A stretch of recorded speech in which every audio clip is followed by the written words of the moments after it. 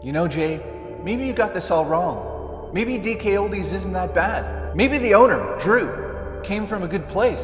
Maybe he knows how to handle the staff. I'm sure he had amazing jobs before he started DKOldies. Maybe I should cover my body with maple syrup. Maybe Joey will go out with me. No. Skip it up and that up. Okay, well, here we go again. Let's stop and think about this for a second. When you go out into the world and you look at the moon at nighttime, for some odd reason at night, you think about, what am I going to do in my future? What can I possibly do to bring wealth to my family? And sometimes you have a moral stance in your life and you say, I'm going to do something good. I'm going to do something respectable. I'm going to do something out of love, out of my passion. Let me be honest here for a second. Every aspect of opening a business is about profit at the end of the day. Let's not sugarcoat my dick with maple syrup, okay? Well, we're banned on YouTube. The reason I'm going over this video is because Drew, the owner of DKOldies, made a podcast some time ago, and wow, he talks about the origins of DKOldies and exactly where he got the idea. And he got it from a woman buying a car in his car dealership that he worked at, and then he goes on to call her an idiot. But I mean, this video is lunacy. It's lunacy. And tomorrow, you're going to be introduced to somebody in this video named Anthony, who's sitting on the left side of the screen, and Drew on the right. Just wait until tomorrow when you see how Drew... I mean, I'm blown away. As a past manager of video game stores, seeing how he handles his staff in tomorrow's video is pathetic. So let's get into what you've been waiting for, a video of me covered in maple syrup. By the way, Rich is editing the episodes. We switch places. So Rich, roll it. Roll the clip of the origins of DKOldies, and we're going to break it down. It's going to be great. It's going to be a great time. I got nothing. I mean, I don't like talking about it, really. I don't like, I don't think people really want to know that. But, I mean, I'll tell it. I bartended for a while, and I sold cars. So Drew was working at a car dealership in the beginning. That's interesting. We all know how well-respected car salesmen are in this world, right? Right? You got me down there? No one's there. And when I was selling cars, a lady came in, and she bought a car, like, all in cash. And I was like, what do you do? This is, like, early 2000s. And she's like, I sell pet supplies online. And like back then, it seems normal now, but back then it was just so weird that this lady would sell pet supplies online. I was like, all right. So I started thinking about, I'm like, well, if that idiot can sell pet supplies online.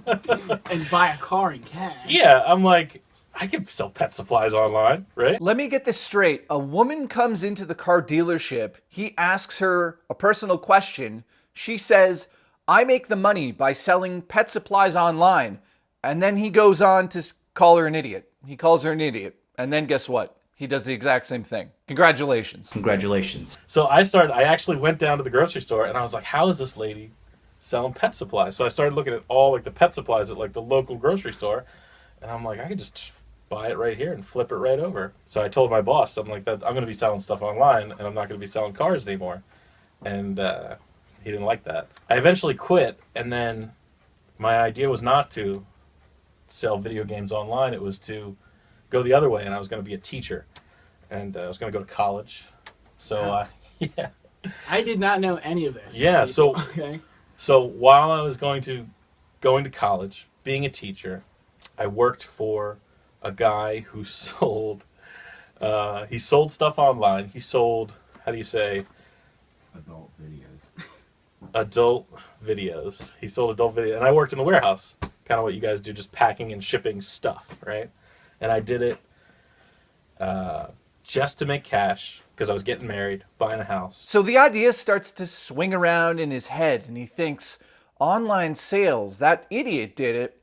I'm an idiot. I could do it too. So what does he do? Well, before he gets into selling games online, he works in adult movies in a warehouse. And there's a very interesting part in this video where he essentially is maybe, I mean, this is my interpretation, he's calling Anthony out for watching adult videos, it looks like, or he's making fun of him. Maybe there's an inside joke, but it's really awkward. Watch this. You know, I told the guy who was selling his lurid material to I'm like, we should get into the video game business. I'm like, you don't want to be doing this. This is terrible. Nobody likes this kind of stuff, right? Yeah, Nobody. no one likes no one that. likes that, Go on. right? Right. The internet was young. eBay was new. And I played video games when I was a kid. And so after my wife and I bought a townhouse, and I was still doing the school thing and everything, and then I bought Double Dragon 2 for the NES on eBay.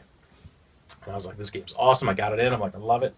And I'm like, I started looking around. I'm like, man, all these games you could buy for like $2 and $3 and sell them right back on eBay for $5 or $6. So I started doing that. I started buying bigger and bigger amounts of games right on eBay and then turning them right around and then selling them right back on eBay. So after not becoming a teacher, he did something interesting. He discovered that people on the internet were buying games and flipping them. He bought a game and he realized, I could sell this for a few more dollars on eBay. Now, what is that called? You know, in the gaming industry, in the gaming community, it's like super hated. People hate these people, especially when games come out and then all of a sudden they get flipped. He uses the word flipped. So what is it called? Oh, yeah. A scalper, a flipper, a reseller. Oh, no. Right there is the origins of the store. It didn't come from a moral place. He didn't really seem to have some deep-rooted love in gaming, and he didn't want to bring it to the community. And, you know, of course, businesses need to make money, but he was a car salesman. Then he worked in adult videos. By the way, Drew, call me. I need some videos.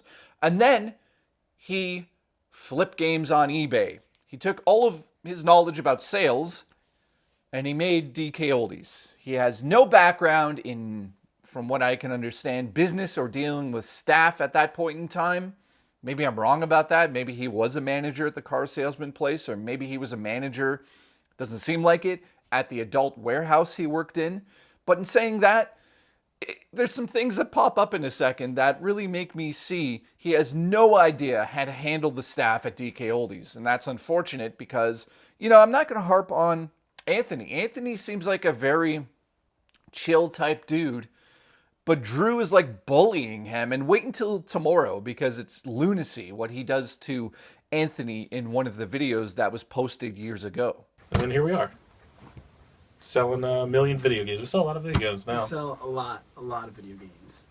Do you know how many video games we sell every year? I don't know the statistics now. I have no idea. You don't either. I wasn't going to ask. I'm not very good with the numbers, to tell you the truth. Very lot. This Billions. Okay. We have a guy, Scott, here, and he's very good with the numbers. Yes. And then my wife, she's also very good with the numbers. But me, I'm not. I have no idea what we do around here. I know a lot of things come in and a lot of things definitely go out. We supposed to do something next on another topic? And of course, to nobody's surprise, he's admitting that he knows nothing whatsoever about his sales, which is not very interesting because that's obvious. So why am I bringing it up? Just because it's part of the lunacy at DKOldies. Of course, why would the manager of the store know how many games they sold? Why would he know the profit margins? Why would he know anything? Why would he know that? He wouldn't. Of course he wouldn't. He's not just in charge of the store. You don't just go around the store coming as you please, do you? He does. He apparently doesn't really hang out in the store unless he wants to go in and bully people. We're going to see that tomorrow. And to close the video out, we get to one of the biggest issues that I see sort of revealed in this video, and that is how he deals with his staff. He's saying in the video that he's put down a rule now because it was getting out of hand.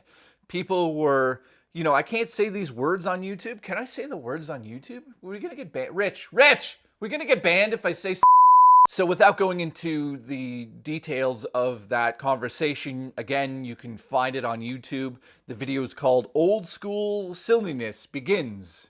Episode 1, DKOldies. Go check it out yourself.